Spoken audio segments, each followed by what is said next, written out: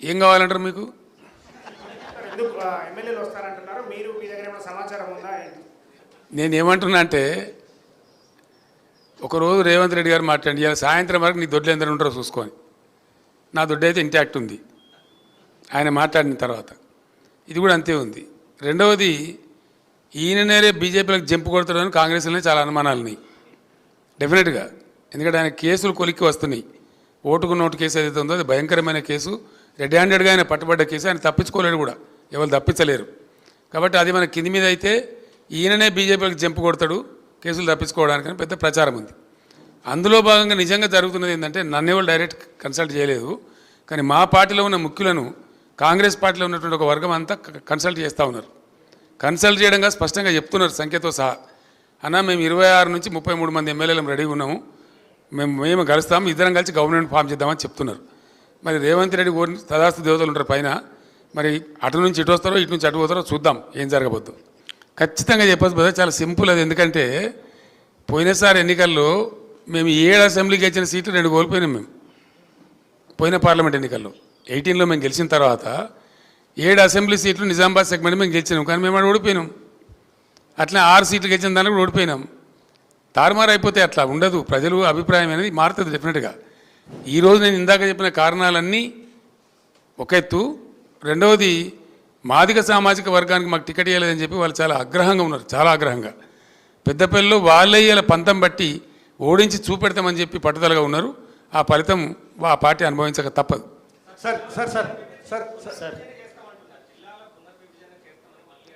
నేను ఒకటే మాట చెప్తా ఉన్నా, ఈ ప్రభుత్వానికి ఏం పని లేదు, పలిలేని మంగళి పిలితల కొరిగిండి అన్నట్టుగా అసలు చేయాల్సిన పని వదిలిపెట్టి అన్ని పనికి మాలిన పనులు వీళ్ళు ముందరేసుకుంటున్నారు. ఉండే బాబు, ఒక్కొక్క జిల్లా చేస్తున్నప్పుడు నేను వట్టిగా చేయలేదండి. దాని మంచి చెడ్డలు, దాని పూర్వపరాలు, దాని గ్రోత్ ఆశించి ఛత్తీస్గఢ్లో అక్కడ చీఫ్ సెక్రటరీ గారితో మాట్లాడేది కూడా వాళ్ళు ఒక బస్తర్ జిల్లాను అనేక జిల్లాలు చేసిండ్రు. ఎట్లా చేయాలని అడిగినప్పుడు భూపాలపల్లి జిల్లా ఏర్పాటు చేసిన, ములుగు ఏర్పాటు చేసిన, ఇంకా కొన్ని జిల్లాలు ఏర్పాటు చేసిన, వాటి భౌగోళిక పరిస్థితులను బట్టి అవి గ్రోత్ కారిడార్గా మారాలని చెప్పి అక్కడ లైట్ రావాలి, అడ్మినిస్ట్రేషన్ పోవాలి, అక్కడ కలెక్టర్ ఉండాలి, ఎస్పీ ఉండాలి, ఉంటేనే బాగా జరుగుద్దని గతంలో కలోలిత ప్రాంతాలుగా ప్రకటించిన సిరిసిల్ల జగిత్యాల కావచ్చు, భూపాలపల్లి ములుగు కావచ్చు, స్టేట్ బార్డర్లో ఉండేటువంటి గద్వాల జిల్లా లాంటివి కావచ్చు, చాలా ఆలోచనతో తెలంగాణ యొక్క ప్రగతిని ఆశించి చేసిన జిల్లాలు అవి. ప్రజలు చాలా హ్యాపీగా ఉన్నారు. ఇలా కొత్తగా ఏర్పడ్డ జిల్లాల ప్రజలు కూడా చాలా కోపంగా ఉన్నారు ప్రభుత్వం మీద. నేను పోయిన ప్రతికాడు అడిగినా, మీ జిల్లా తీసేస్తారంటే యుద్ధానికి సిద్ధం సార్, ఎట్లా పోతావు చూస్తామని చెప్పి మాట్లాడుతున్నారు.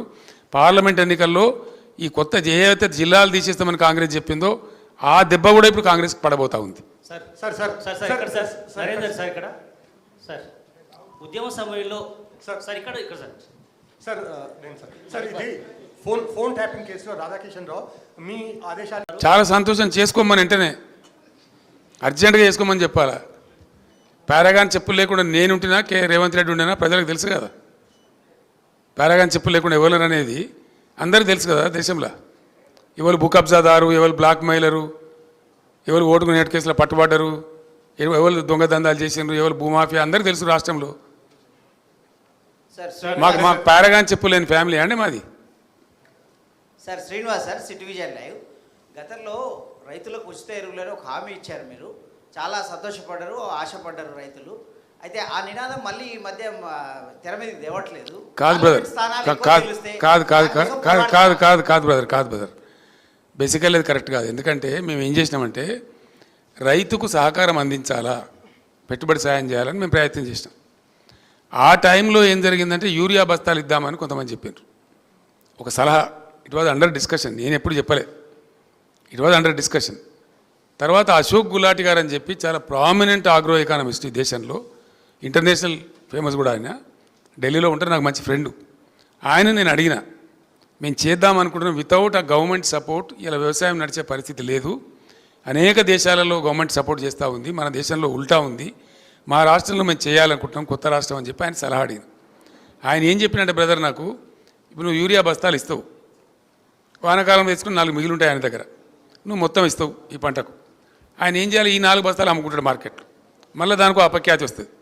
కాబట్టి అట్లా వద్దు, నువ్వు ఎంత ఇస్తావో, నీ స్టేట్ కిట్టి ఎంతవరకు పర్మిట్ చేస్తావో నాకు తెలియదు, నువ్వు చేయదలుచుకున్న సహాయం క్యాష్ రూపంలో చేయి.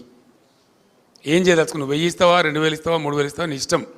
కానీ ఆ డబ్బుకు అతను ఓనర్ కావాలి. ఎందుకంటే ఒక ఆయనకు విత్తనాలు పట్టి ఉండొచ్చు, ఒక ఆయనకు ట్రాక్టర్తో దున్నించుకునే ఎక్కడికి పట్టి ఉండొచ్చు, ఒక ఆయనకు పురుగుల మందులు కొనుక్కునే ఎక్కడ ఉండొచ్చు. రకరకాల అవసరాలు ఉంటాయి రైతులకు, వేరియేషన్ ఉంటుంది. కాబట్టి నువ్వు ఇచ్చే కాడికి క్యాష్ ఈ బస్తాలు ఇచ్చి మళ్ళీ వాళ్ళు అమ్మేసుకొని అవసరం లేని వాళ్ళు అమ్మేసుకొని ఇవన్నీ ఇబ్బంది జరుగుతుందండి అని చెప్తే ఎరువు బస్తాలు దానాడే ఫుల్ స్టాప్ చేసినాం. తర్వాత రైతు బంధు పేరు మీద ఈ స్కీమ్ ప్రారంభించినాం. కానీ దీన్ని కొంతమంది చిల్లరగాళ్ళు సోషల్ మీడియాలో పెట్టి బస్తాలు ఇస్తానో ఏమైంది, బస్తాలు ఇస్తానో ఏమైందని, మేము ఇది రైతు బంధువుకి బస్తాలు 2 ఇస్తామని చెప్పినామా? బస్తాలకు బదులుగా ఇస్తున్నదే రైతు బంధు. దాంతో ఎవరికి అవసరం ఒక ఆయన విత్తనాలు కొనుక్కుంటాడు, ఒక ఆయన పురుగుల మందు కొనుక్కుంటాడు, ఒక ఆయన ఎరువులు కొనుక్కుంటాడు, ఒక ఆయన ట్రాక్టర్ దున్నకానికి పెట్టుకుంటాడు, ఒక ఆయన నాటేయించుకోవడానికి పెట్టుకుంటాడు. రకరకాల అవసరాలు ఉంటాయండి. ఆయన అవసరాన్ని బట్టి ఆ డబ్బును ఆయన వాడుకుంటా ఉన్నాడు. దాని ఫలితమే మనం 3 కోట్ల పైచీలు టన్నుల ధాన్యం పండించినాం, పంజాబ్ను తలదనినాం. మీరు అడిగింది మంచి క్వశ్చన్. అది నాకు కూడా ఇక్కడ చెప్పాలని ఉండే, మీ క్వశ్చన్ ద్వారా ఇప్పుడు క్లియర్ అయిపోయింది. I'm thankful to you. Sir ఇక్కడ సార్ ఇక్కడ సార్ మీరు ఇండస్ట్రీస్ తమిళనాడుకి వెళ్ళిపోతున్నాయి అని చెప్తున్నారు. అయితే ముఖ్యమంత్రి చెప్తారు 13 ఇండస్ట్రీస్ గుజరాత్కి తీసుకెళ్ళడానికి మోదీ ట్రై చేస్తున్నారు, ఇంక్లూడింగ్ టెస్లా. దాని మీద మీరు ఎలా రియాక్ట్ అవుతారు సార్? ఇటువంటి చాతగాని ముఖ్యమంత్రుడు గుజరాత్కి పోతాయి, తమిళనాడుకి పోతాయి, కేరళకు పోతాయి, ఆంధ్రాకి పోతాయి. ఇంకేంది? ఎక్కడికి పోమ్మా? మీరే చెప్తున్నారు, మీ క్వశ్చన్లే ఆన్సర్ ఉన్నది. ఈయన ఏం చేస్తున్నాడు మరి? టెస్లా బిస్లా అంతా మోడీ అనుకొని పోతా ఉంటే ఈయన ఏం చేస్తున్నాడు? మోడీ అడ్డం పడ్డా మేము తెచ్చినామమ్మా కొన్నిటిని.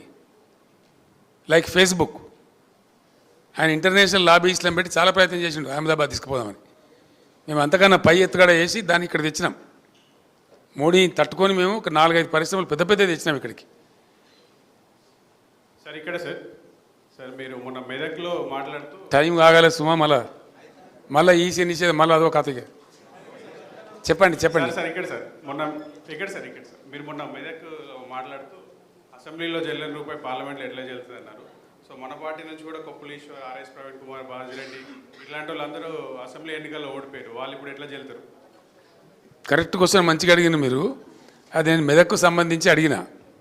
మీరు అడిగిన కానీ ఆర్ఎస్ ప్రవీణ్ మా పార్టీ నుంచి ఓడిపోలేదు, కొప్పులీశ్వర్ మాత్రం మా పార్టీ నుంచి ఓడిపోయిండు. చెల్లిచ్చేది చెల్లి అంది ప్రజలు చెప్తారు, నేను చెప్పాల్సింది నేను ప్రజలకు చెప్పిన.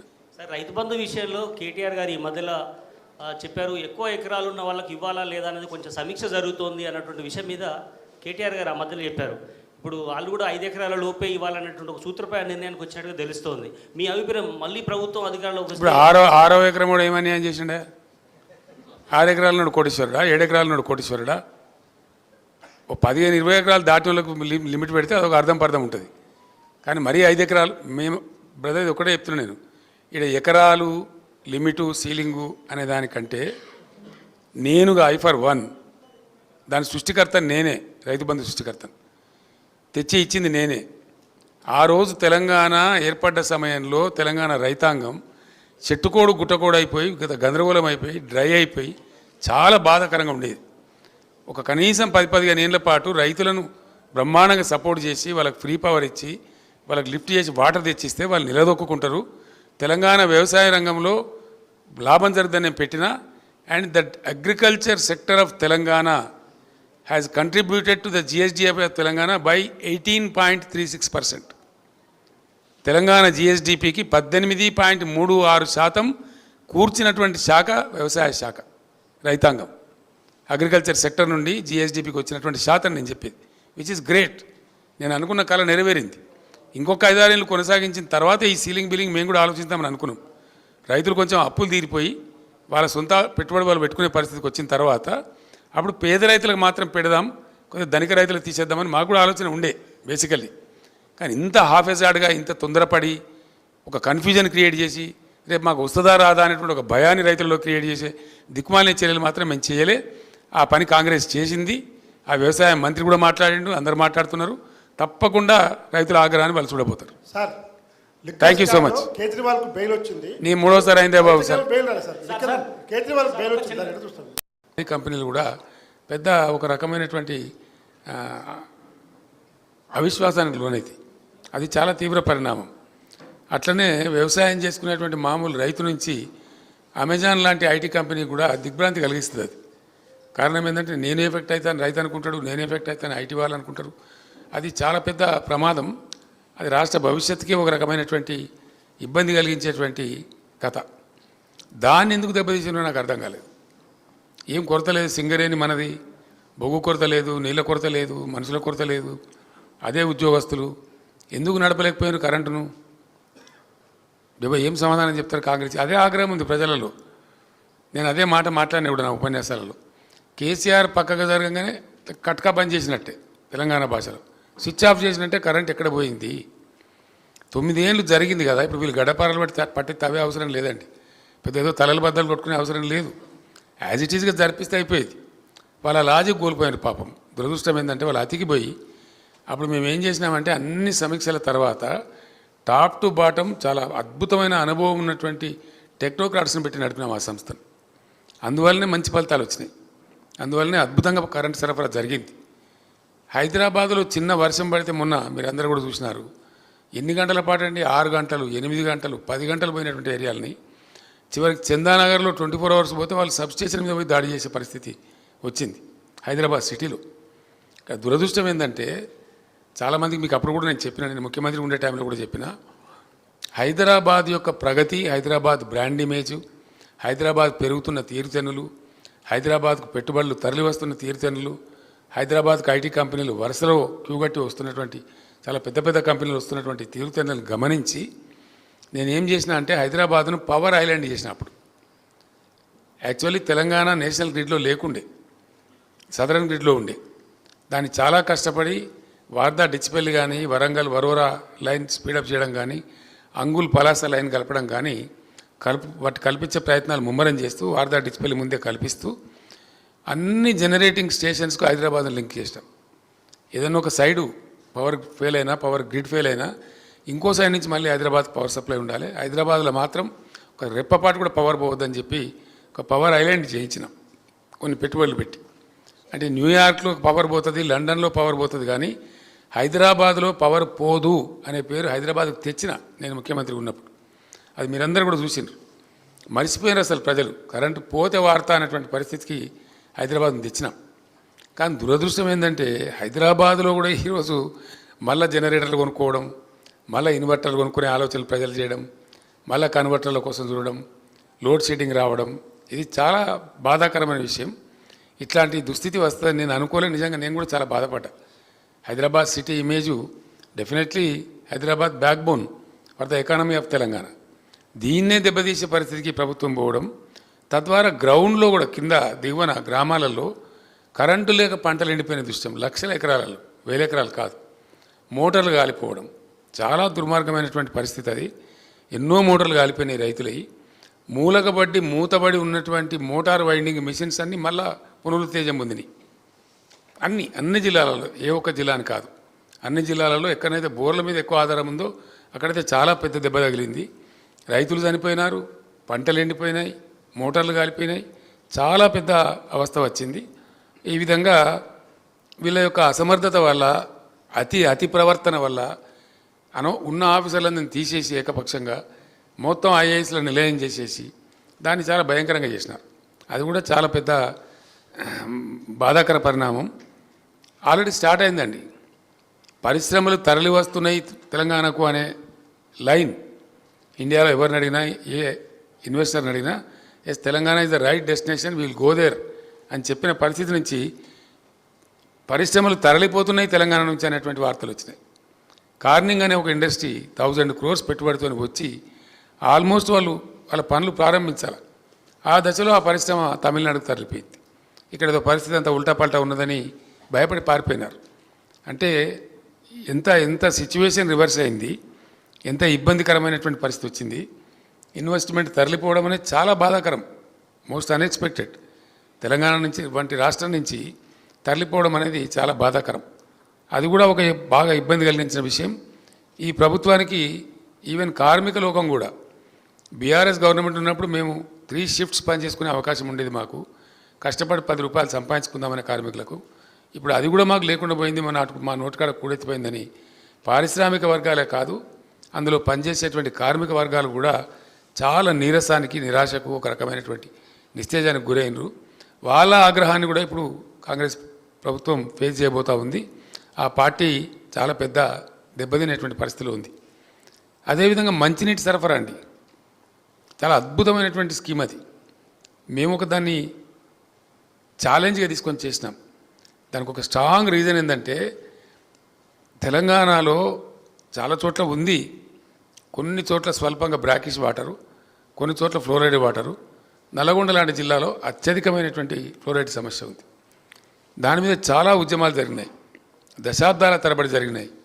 దుశ్చర్ల సత్యనారాయణ గారు ఆ జిల్లా బిడ్డ, ఆయన ఒక బ్యాంకు ఉద్యోగి, ఆయన ఉద్యోగాన్ని రాజీనామా చేసి జలసాధన ఉద్యమాన్ని నడిపి ఆ అంశాల స్వామి అని ఒక అబ్బాయిని తీసుకెళ్ళి అప్పుడు వాజ్పేయి గారు ప్రైమ్ మినిస్టర్గా ఉంటే ఆయన టేబుల్ మీద పండబెట్టి, అయ్యా మా బతికిట్లు అయిపోయింది, ఫోన్లు చేసి అధికారులను అడిగిన, ఏమయ్యా మీరే నిర్మాణం చేశారు, మీరే నడిపినరు, మళ్ళీ ఇప్పుడు మీరే ఉన్నారు కదా, ఎందుకు నడపలేకపోతున్నారు మిషన్ భగీరథ, ఏం కారణం అని అడిగితే, సార్ మా డిపార్ట్మెంట్ అంతా స్వతంత్రం వచ్చినట్టు ఫీల్ అవుతున్నారు మీరు ఊడిపోయిన తర్వాత, ఎవ్వరికి వాడు ఇంటలేడు సార్, ఆ సమీక్షలు కూడా లేవు ప్రభుత్వంలో, మమ్మల్ని అడిగేవాడు కూడా లేడు. ఫ్యాక్ట్ ఇది, నాకు చెప్పింది అధికారులు. 3-4 జిల్లాల అధికారులు నేను ఎంక్వైరీ చేస్తే వాళ్ళు ఏం చెప్తున్నారంటే, అసలు అడిగేవాడు లేడు, పట్టించుకునేవాళ్ళు లేడు సార్, చిన్న పైపు ఫెయిల్ అయితే కూడా వారం దాకా ఎవరు తిరిగి చూసేవాళ్ళు లేడు, మీరున్నప్పుడేమో అది వేరే పద్ధతి ఉండే, భయం భక్తి ఉండే, ఇప్పుడు అది లేదు, ఒక విచ్చలవిడితనం వచ్చింది, దాని ద్వారానే ఈ దుర్మార్గం జరుగుతూ ఉందని చెప్పి వాళ్ళు చెప్తా ఉన్నారు. అట్లా మరి పేదలు బాధనే, పెద్దల బాధనే, కమర్షియల్ వాళ్ళ బాధనే. ఈ శుద్ధమైన జలాలు అందక 4-5 నెలల స్వల్పకాలంలో మళ్ళా ప్రజలు బోర్ల నీళ్లు, ఉప్పు నీళ్ళు తాగే పరిస్థితి తెచ్చిపెట్టింది ప్రభుత్వం. ఆ ఉప్పు నీళ్లు తాగే ప్రజల ఆగ్రహాన్ని కూడా ఇప్పుడు పార్లమెంట్ ఎన్నికలలో డెఫినెట్గా వీళ్ళు చూడబోతూ ఉన్నారు. అందువల్ల అతిసారతో గిరిజలు చచ్చుకునే బాధలు పోయినుండే, అన్ని బాధలు పోయినుండే. దాని తర్వాత మీరందరూ చూసినది నేను డబ్బా కొట్టుకోవడం కాదు, కేంద్ర ప్రభుత్వం జలశక్తి మంత్రి స్వయంగా పార్లమెంటు వేదికగా ప్రకటించినాడు. 100% ట్యాప్ కనెక్షన్స్ ఇచ్చి పోర్టబుల్ డ్రింకింగ్ వాటర్ సప్లై చేస్తున్న ఏకైక రాష్ట్రం ఇండియాలో తెలంగాణ అని కేంద్ర ప్రభుత్వం మాకు సర్టిఫికేట్ ఇచ్చింది. ఆ సర్టిఫికేటు పార్లమెంట్ సాక్షిగా పార్లమెంటులో ఆ మంత్రి స్వయంగా చెప్పినాడు. మరి అటువంటి మంచి ఉన్నటువంటి రాష్ట్రం ఇంత బాధ కిందకి వచ్చింది. ఇలా మహిళలు అయితే తిట్లు తిడుతున్నారు రాష్ట్ర ప్రభుత్వాన్ని. ఆ బిందెలు మోస్తూ ట్యాంకర్ల కాడ పోయి ఆ ట్యాంకర్ల కాడ నీళ్ళు పట్టుకుంటూ మళ్ళా పాతకాలం వచ్చింది, మళ్ళీ మా కర్మ, మేము అన్నంలో మన్ను పోసుకున్నాం అనే భాష ప్రజలు మాట్లాడుతూ ప్రభుత్వాన్ని చాలా భయంకరంగా తిడుతున్నారు. ఇవి చిన్నగానే కనిపిస్తాయి, చిన్న అంశాలు అనిపిస్తాయి, చిల్లర రాజకీయాలకు చిన్నగా అనిపిస్తాయి, కానీ ప్రజలు కేంద్ర బిందువుగా ఆలోచించే వాళ్ళకి పెద్దగా అనిపిస్తాయి. ఇవి క్షమార్హమైన నేరాలు కావు, ప్రజలు క్షమించలేరు, ప్రజల ఆగ్రహం ఖచ్చితంగా వీళ్ళు చవిచూడబోతారు. దాని తర్వాత ఇంకోటి మూడవది, మేము ఒక పాలసీ తీసుకున్నాం. శాసనసభలో కూడా నేను చాలాసార్లు కుండ బద్దలు కొట్టినట్టుగా నేను చెప్పిన, వ్యవసాయానికి మేము అత్యంత ప్రాధాన్యత ఇచ్చినాం, అనేక వేల కోట్ల రూపాయలు ఖర్చు చేసినాం. కారణం ఏంటంటే వ్యవసాయ స్థిరీకరణ జరగాలి, తెలంగాణలో రైతు నిలబడి ఉండాలి, రైతుని ఎట్టి పరిస్థితుల్లో మళ్ళీ అధైర్యానికి అవిశ్వాసానికి గురి చేయొద్దు అని రైతు వెంబడి మేము ఉన్నాం, బాగా నిలబడ్డాం. 5-6 పనులు మీకు తెలుసు. ఎక్కడ దేశంలో ఎవరు కూడా వాళ్ళ నోట్ల నుంచి కూడా పలకనటువంటి, ఎప్పుడు కానీ వినే ఎరగనటువంటి పెట్టుబడి సహాయాన్ని రైతు బంధు రూపంలో తెచ్చినాం. దాన్ని పటిష్టంగా అమలు చేసినాం. 24 గంటల పాటు వ్యవసాయానికి విద్యుత్ శక్తి ఇచ్చినాం. దాంతో బ్రహ్మాండంగా సంతోషంగా పంటలు పండించుకున్నారు. ఇంట్లో పండుకొని మంచిగా పొద్దున పోయి పెట్టుకునేది మోటార్లు, నడింట పండుకొని మంచిగా పొద్దున్న లేచి చాలా కాన్ఫిడెన్స్తో పోయేది. అట్లాంటిది